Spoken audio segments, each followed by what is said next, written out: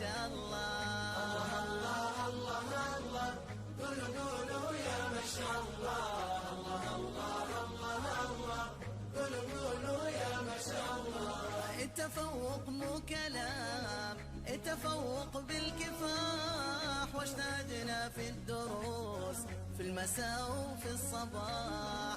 التفوق مو كلام، التفوق بالكفاح، واجتهدنا في الدروس في المساء وفي الصباح. المعالي قد صعدنا والتخرج هو ملنا، احنا حققنا الاماني. بسم الله الحمد لله به نستعين على امور الدنيا والدين، وصلى الله على نبينا محمد وعلى اله وصحبه اجمعين. انا نصوب كلمات ادي يوم فرح سنهاي وعنا maamulaha iskuulka dugsiga hoose lixaad sare tayo. Dugsigan waxaa la aasaasay bishii January 16keeda sanadka markuu ah 2016. iskuulkan wuxuu ku yaalaa xaafadda Farjano waaxdeeda Marino ama Waaberi. iskuulka waa iskuul community ah.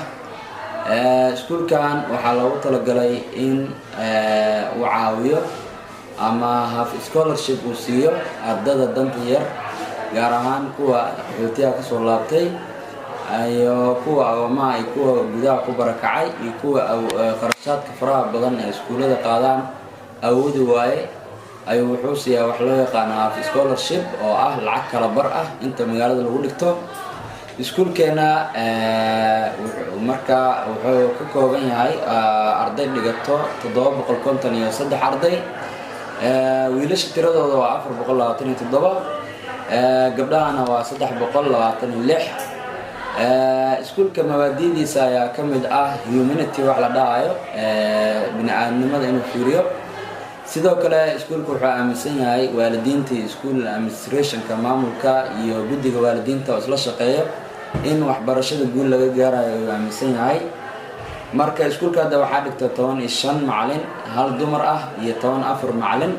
macallimiinteena waa macallimiin qualify ah oo bachelor degree badankooda haysto jaamacadaha dalka ka soo wada baxay iyo dibaddooda. soo marka iskuulka insha Allah si wanaagsan ayuu noogu socdaa. iskuulka hadda wuxuu ku bilaabay fasalada 5aad iyo 6aad iyo ayuu ka bilaabay ilaa hoose. haddana wuxuu ku egyahay form 3 oo ah fasalka 11aad.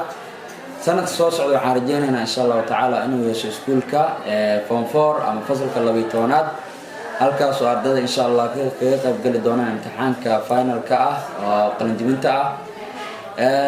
iskuulkeena sidoo kale hadda wuxuu leeyahay form 1 iyo form 2 iyo form 3. ardadaas oo dhammaantood ah arday ka soo wada baastay fasalka 8aad, gaar ahaan imtixaanka shahaadiga fasalka 8aad ee dowlad goboleedka Jubbaland ay qaado sanad walba. maakas fiicanna waa keensadeen. kulley ardada waan ku dadaalnay.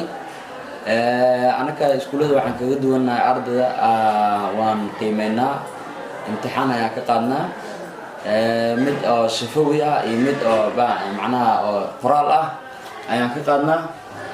marka insha Allah tacaala himilada iskuulkana aad ay u sareysaa, si fiican ay u socdaa iskuulka sida la rabay ayuu ku socdaa. iskuulkeena hadda awal wuxuu ku yaalay meel kira ah, villa ayuu ku yaalay. iskuulka hadda dhul ayaa loo gaday.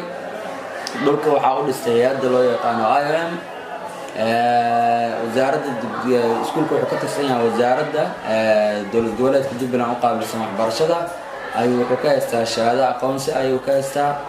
marka iskuulkeena iskuul maasha Allah waaye, meel degan xaafad degan ayuu ku yaalaa. iskuulka laami uma dhawo, halkaas oo khatar ku ah ardada inuu baabuurta jiraan. marka iskuulkeena area wuxuu ku yaalaa meel safe ah. marka insha Allah tacaala soo dhawaada.